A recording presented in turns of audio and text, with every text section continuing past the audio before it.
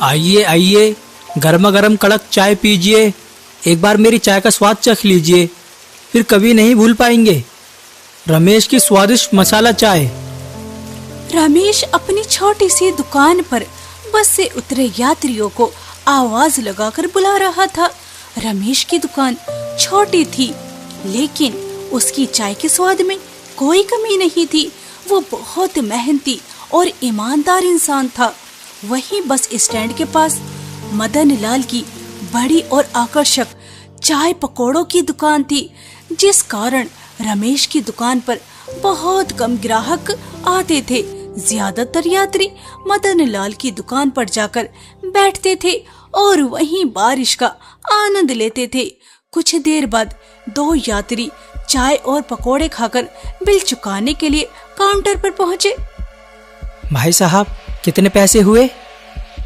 150 रुपये। 150 रुपये?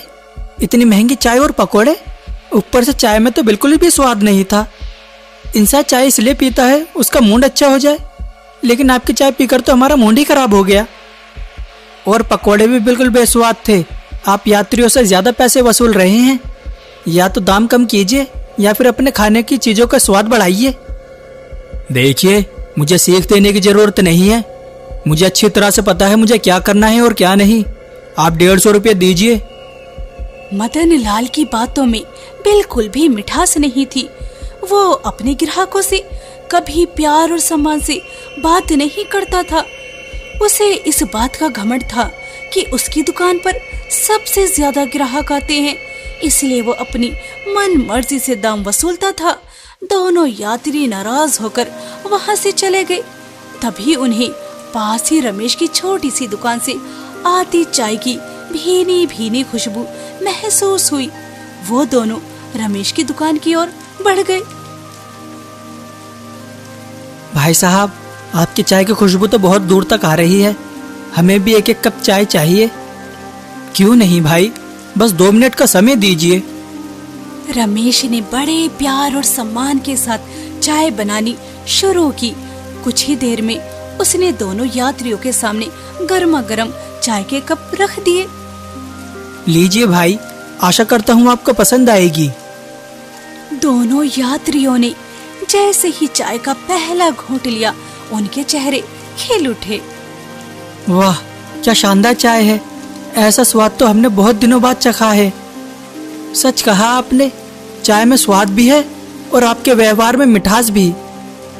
रमेश के चेहरे पर हल्की मुस्कान आ जाती थी। जब भी कोई ग्राहक उसकी चाय की तारीफ करता, उसका मन खुशी से भर जाता। लेकिन इस बार बारिश का मौसम उसके लिए परेशानी लेकर आया था। उसे उम्मीद थी कि बारिश में उसकी चाय खूब बिकेगी, पर ग्राहक दिन पर दिन कम होते जा रहे थे। रमेश उदास होकर बोला, मुझे लगा था बारिश में मेरी चाय की बिक्री बढ़ेगी, लेकिन मेरी छोटी दुकान देखकर कोई ग्राहक मेरी दुकान पर ही नहीं आ रहा। अगर ऐसे ही चलता रहा तो मुझे दुकान बंद करनी पड़ जाएगी। रमेश चिंतित जरूर था, लेकिन जब भी कोई ग्राहक उसकी दुकान पर आता, वो मुस्कुराकर उसका स्वागत करता। तभी उसकी नजर एक आदमी पर पड़ी। वो बारिश में पूरी तरह भीग चुका था। भाई साहब, बारिश बहुत तेज है। मुझे कुछ देर आपकी दुकान में बैठने दीजिए। बारिश रुकते ही मैं चला जाऊंगा। नहीं नहीं, तुम्हारे कपड़े गीले हैं, मेरी दुकान गंदी हो जाएगी। मुझे ठंड लग रही है, बस थोड़ी देर बैठने दीजिए। अगर कुछ खरीदना नहीं है तो यहाँ मत खड़े रहो। मेरी दुकान मुफ्त में बैठने के लिए नहीं है। वो आदमी बार बार विनती करता रहा, लेकिन मदन लाल का दिल नहीं पिघला। यह देखकर रमेश को बहुत दुख हुआ। कैसा समय आ गया है, इंसान इंसान की मदद करने से कतराता है। फिर उसने उस आदमी को आवाज लगाई, भैया आप यहाँ आ जाइए। बारिश रुकने तक आराम से मेरी दुकान पर बैठिए। रमेश बारिश में भीगे हुए उस आदमी को अपने पास बुलाता है। उसकी दुकान छोटी थी, लेकिन फिर भी उस बेसहारा आदमी को बैठने के लिए जगह देता है। अरे भैया, जब घर से बाहर निकले थे तो छतरी लेकर निकलते। मॉनसून शुरू हो चुका है, कब बारिश शुरू हो जाए कुछ पता नहीं चलता। हाँ, तुम ठीक कह रहे हो, लेकिन मेरे पास तो रहने के लिए छत भी नहीं है। काफ़ी समय से बेरोजगार घूम रहा हूँ। आज काम की तलाश में निकला था, पर काम तो मिला नहीं। ऊपर से बीच रास्ते में बारिश में फंस गया। आपको तो बहुत ठंड लग रही है। मैं अभी आपके लिए गर्मा गर्म अदरक वाली चाय बनाता हूँ, सारी ठंड छूमंतर हो जाएगी।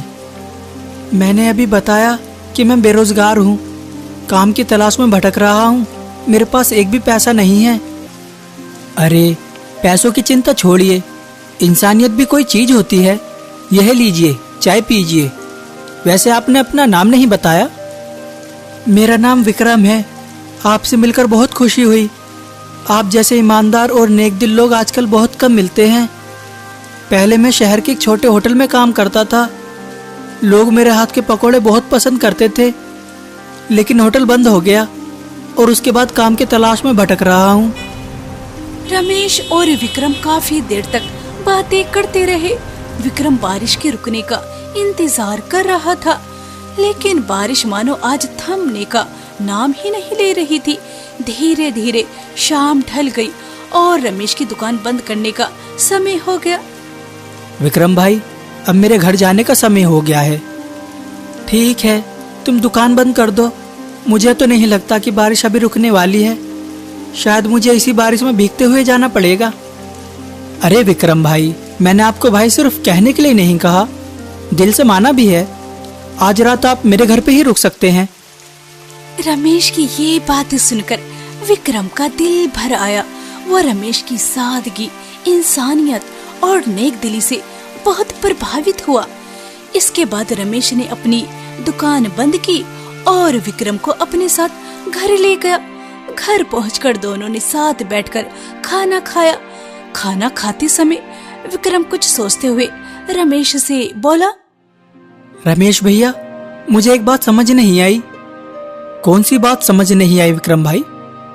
आप अपनी दुकान पर सिर्फ चाय बेचते हैं, आपको चाय के साथ गर्मा गर्म चटपटे पकोड़े भी बेचने चाहिए। आपकी चाय इतनी स्वादिष्ट है कि उसके साथ पकोड़े भी मिले तो आपकी आमदनी कई गुना बढ़ सकती है। विक्रम भाई, आपकी बात तो सही है, लेकिन मेरे घर के हालात भी तो आप जानते हैं। पकोड़े बनाने के लिए बेसन, मसाले, आलू प्याज और दूसरे सामान की जरूरत पड़ेगी। यह सब लाने के लिए पैसे कहाँ से आएंगे? एक बार हिम्मत करके देखिए, सब इंतजाम हो जाएगा। बारिश का मौसम है। मैंने देखा है कि लोग मदन लाल के पकोड़े बड़े चाव से खाते हैं, जबकि उनकी खुशबू से ही पता चल जाता है कि स्वाद खास नहीं होगा। ठीक है, मैं कोशिश करता हूँ। मुखिया जी से कुछ पैसे उधार ले लूंगा, लेकिन इसमें तुम्हें मेरा साथ देना होगा। अरे, यह भी कोई पूछने की बात है? एक बेरोजगार आदमी को इससे बड़ी खुशी और क्या मिलेगी? विक्रम की बात सुनकर रमेश हल्के से मुस्कुरा दिया। अगली सुबह विक्रम के लिए नई उम्मीद लेकर आई। दुकान खोलने से पहले रमेश गांव के मुखिया के घर पहुंचा। अरे रमेश, सुबह सुबह कैसे आना हुआ? मुखिया जी, मुझे कुछ पैसों की जरूरत है। अगर आप थोड़े पैसे उधार दे दें तो आपका बहुत उपकार होगा। क्यों नहीं, मैं तुम्हें पैसे दे सकता हूँ, लेकिन मेरी एक शर्त है। मैं ज्यादा समय के लिए उधार नहीं देता। मुखिया जी, मुझे सिर्फ 1 महीने का समय दे दीजिए। ठीक है, मैं तुम्हें 1 महीने के लिए उधार दे देता हूँ। मुखिया ने रमेश को पैसे दे दिए। पैसे लेकर रमेश आलू, प्याज, हरा धनिया, हरी मिर्च और जरूरी सामान खरीदने लगे। सामान खरीदते समय सब्जी वाले ने मुस्कुराते हुए पूछा, क्या बात है रमेश भैया, आज तो बहुत सारा सामान खरीद रहे हो। कोई बड़ी दावत का इंतजाम है क्या? नहीं भाई, मैंने नया काम शुरू किया है। अब चाय के साथ पकोड़े भी बेचूंगा। कभी समय मिले तो खाने जरूर आना। रमेश सारा सामान लेकर घर पहुंचा। घर पहुंचकर उसने देखा कि विक्रम बड़े मन से पकोड़ों के लिए मसाले तैयार कर रहा है। अरे भाई, यह तुम क्या कर रहे हो? मैंने बताया तो था कि बनिया हरि प्रकाश के पास सभी तरह के मसाले मिलते हैं। मदन लाल भी वहीं से मसाले खरीदता है। दुकान के मसालों और हाथ से बने मसालों में जमीन आसमान का फर्क होता है। हाँ भाई, यह बात तो बिल्कुल सही कही।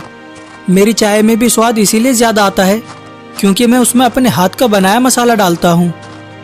कुछ देर तक विक्रम अपने हाथों से खास मसाला तैयार करता रहा। जब सारी सामग्री तैयार हो गई तो वो और रमेश सामान लेकर दुकान पर पहुंच गए। रमेश ने दुकान पर एक और अंगीठी रखी, उसके ऊपर कढ़ाई चढ़ाई और उसमें शुद्ध सरसों का तेल डाल दिया। उधर विक्रम ने आलू, प्याज, हरी मिर्च और हरा धनिया काटा।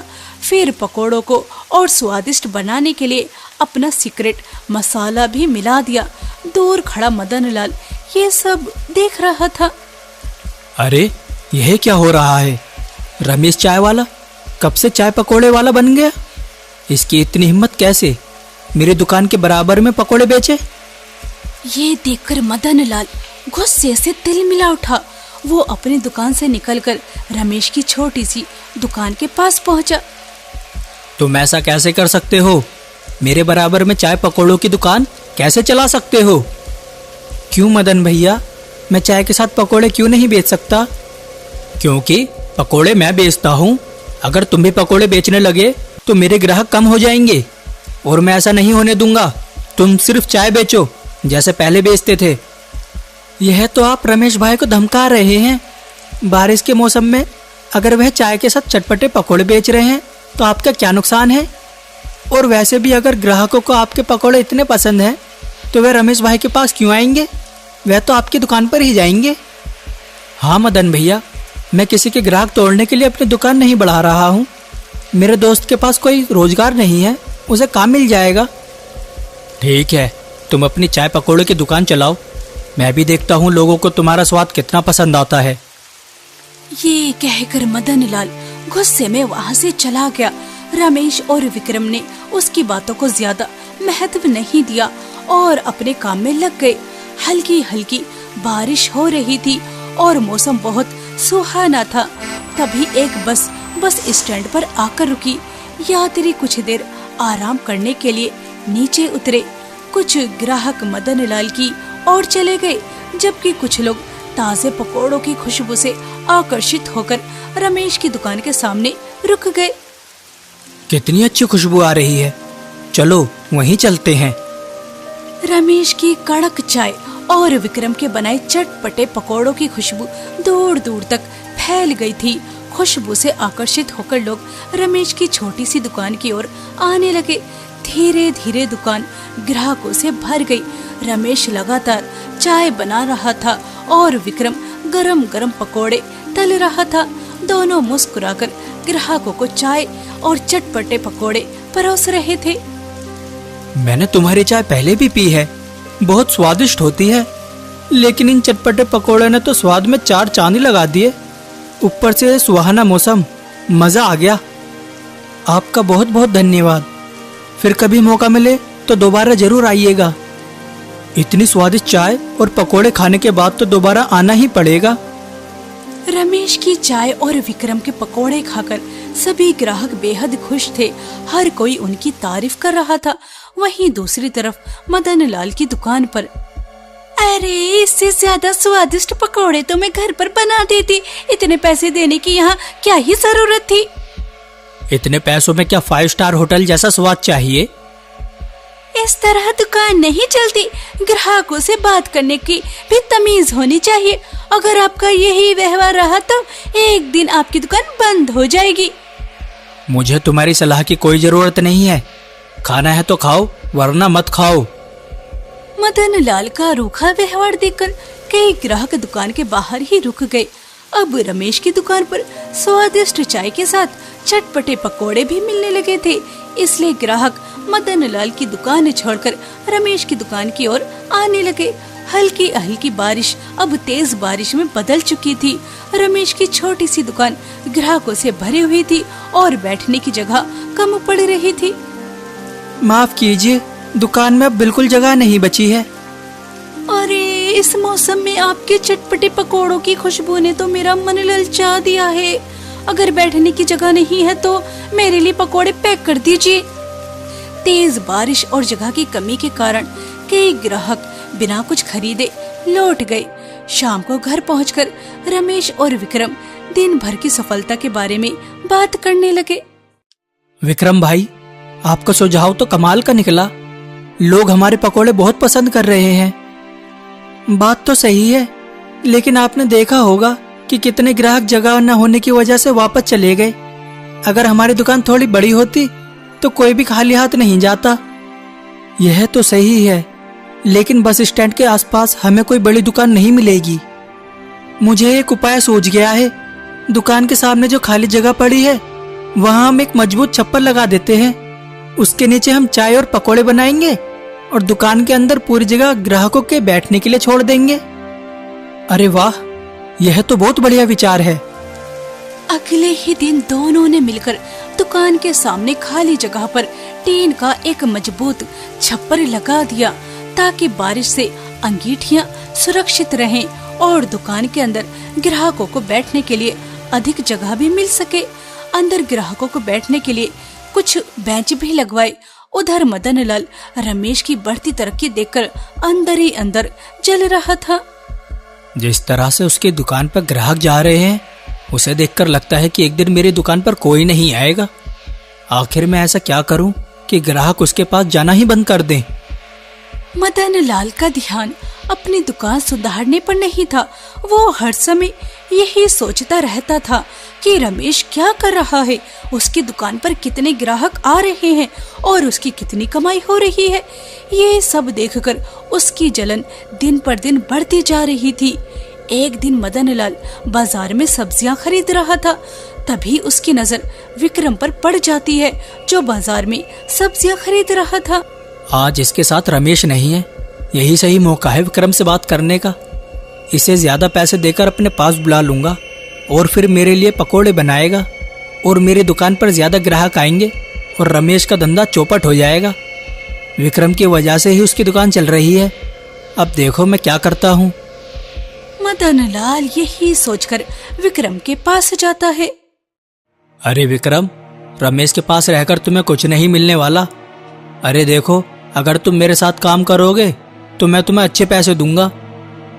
मदन लाल जी, रमेश भाई ने मेरा हाथ उस समय थामा था जब मैं बेरोजगार था, एक समय के खाने के लिए तरसता था। रहने के लिए मेरे पास कोई छत नहीं थी। बुरे वक्त में उन्होंने मेरा साथ दिया और आप चाहते हैं कि मैं ऐसे अच्छे इंसान का बीच रास्ते में हाथ छोड़ दूं? ईमानदारी से कुछ नहीं होता। देखो, अगर तुम मेरी दुकान पर आओगे और मेरे लिए पकोड़े बनाओगे तो मैं उसकी बहुत अच्छी रकम दूंगा, जिससे तुम्हारी जिंदगी आसान हो सकती है। अगर आप अपनी दुकान भी मेरे नाम करोगे तब भी मैं रमेश भाई के साथ बेईमानी नहीं करूंगा। मैं हमेशा उनके साथ कदम से कदम मिलाकर चलूंगा।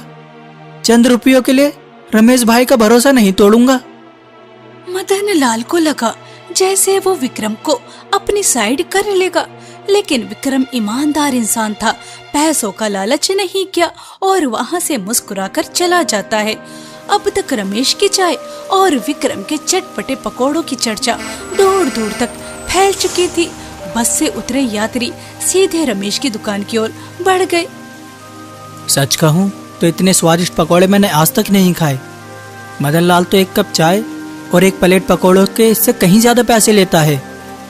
हमारा मकसद सिर्फ कमाई करना नहीं है, हम चाहते हैं कि ग्राहक खुश होकर जाए और हमारा काम ईमानदारी से चलता रहे।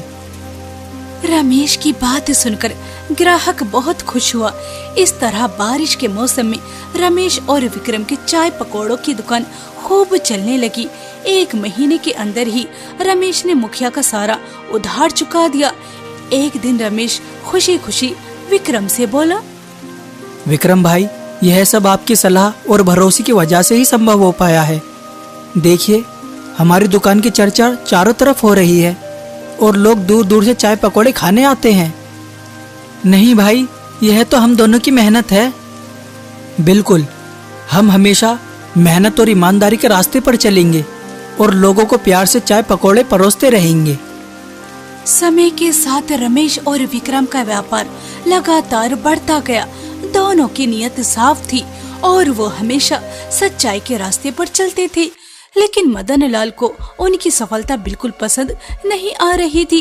एक दिन उसने अपने नौकर राजू को बुलाकर कहा, राजू, पता लगाओ कि रमेश और विक्रम की दुकान इतनी ज्यादा क्यों चल रही है।